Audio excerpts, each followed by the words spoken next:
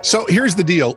We really like that you listen to or watch This Is True Really News. And we'd love to have you. We don't understand it. Yeah, well, right. Because, we've heard us. But we'd really like you to ask your friends and neighbors to please like, subscribe, and or follow This Is True Really News on their favorite podcast outlet. Because we don't understand them either. Bingo. Sure, in Bakara. It's my Norwegian accent. Wow.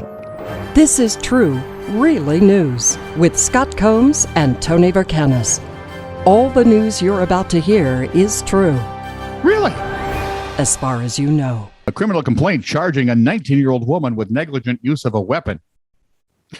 The woman was visiting a Kenosha, Wisconsin apartment where a 21-year-old man had bought a handgun. The woman, here's a shock, witnesses said she had been drinking. Oh, great. It's hard liquor and handgun night over at the apartment. See, now in Texas, that works. Well, yeah. Well, because they know how to handle them. Ballpark, there's... Still a funny line. Anyway, she had been drinking. She picked up the handgun and turned on the laser sight and was pointing it at the floor to get the cat to chase the laser. She had her finger in the trigger guard. When the gun went off. Well, I'm sure it was just accidental. The gun just suddenly magically fired because that's how it always happens. Yes. Like guns how get up and misbehave. It was just an accident. And I have never been able to get the physics down on that and how, first of all, you both have to be naked, which anyway, the man who was standing in a doorway was shot in the thigh, authorities say. He left and went into another apartment where police found him after responding to a 911 shots fired call. Right? What was he thinking? Hey, a tourniquet had been applied to his leg to stop the bleeding before he was carted off to a hospital. No word on his condition, except that, we think he's probably much more sober or less stoned than he was. Authorities say he is facing charges for violating bond conditions. Okay, now we know. You know why he's violating his bond condition? You can't have a gun. Right.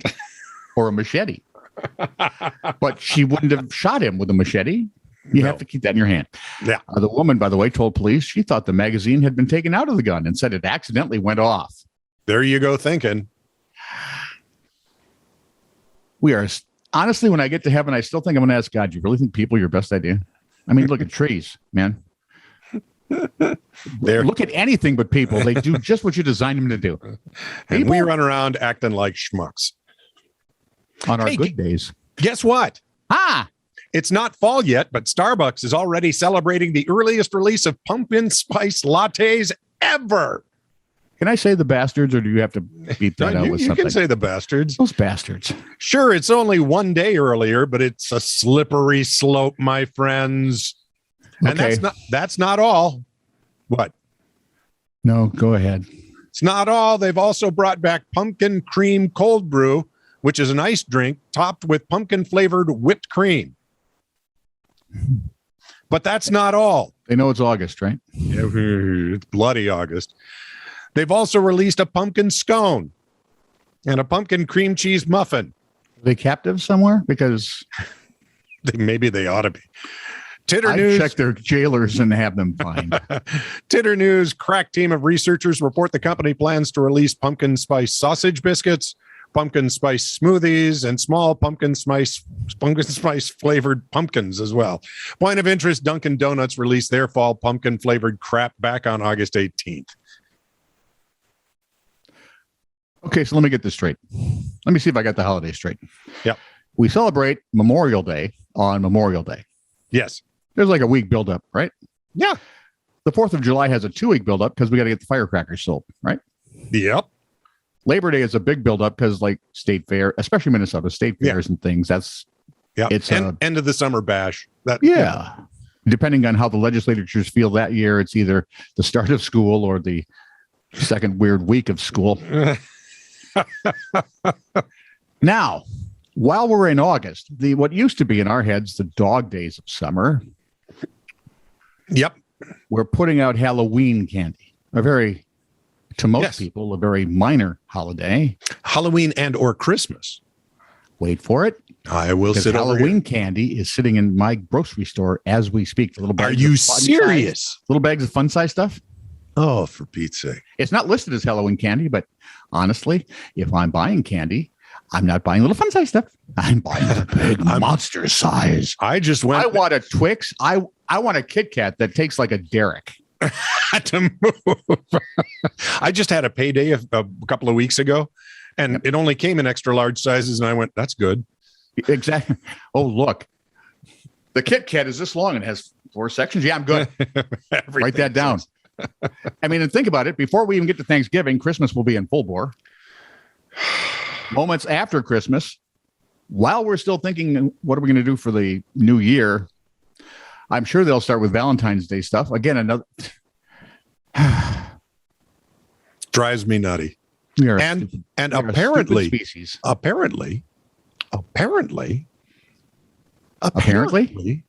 we dig it.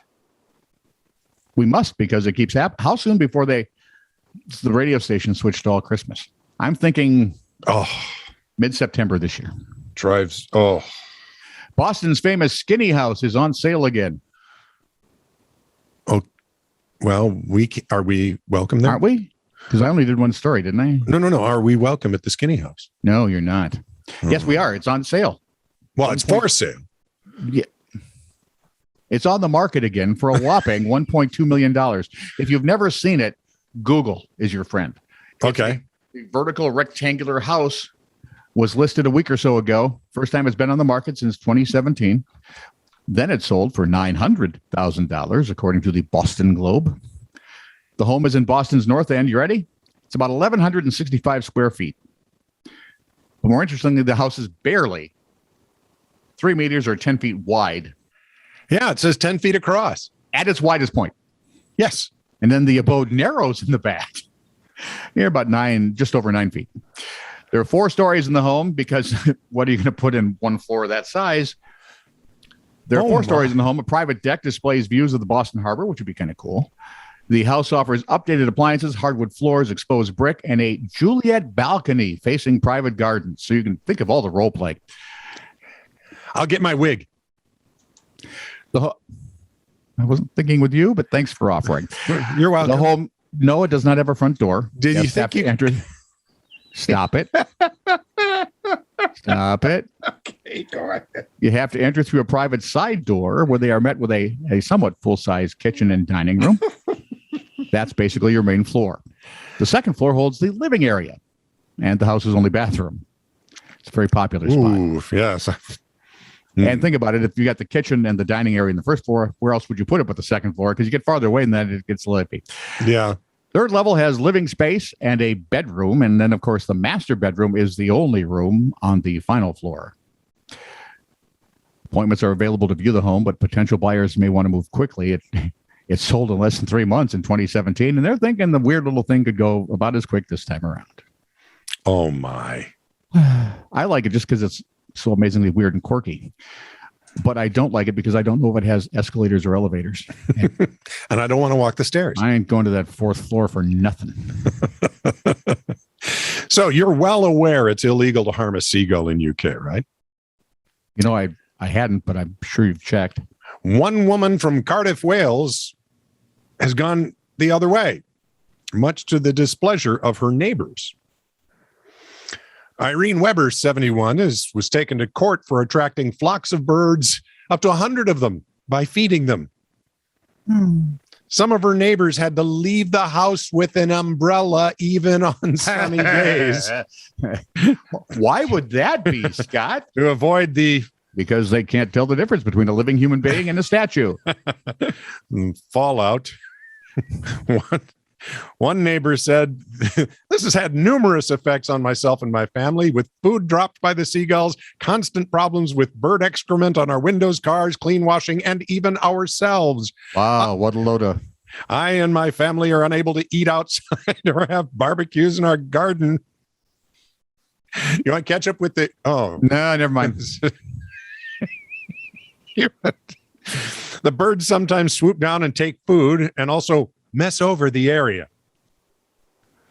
The increased bird activity also results in accumulations of bird mess on our property roof and gutters, so that they need more regular cleaning.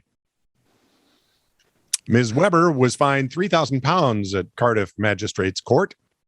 She was also served a notice under Section 4 of the Prevention of Damage by Pests Act of 1949, ordering her to keep her garden free of mice and rats. So she's got to do something about the flying rats and the crawling rats. This is true, really news. Send email to TiTR@netradio.network.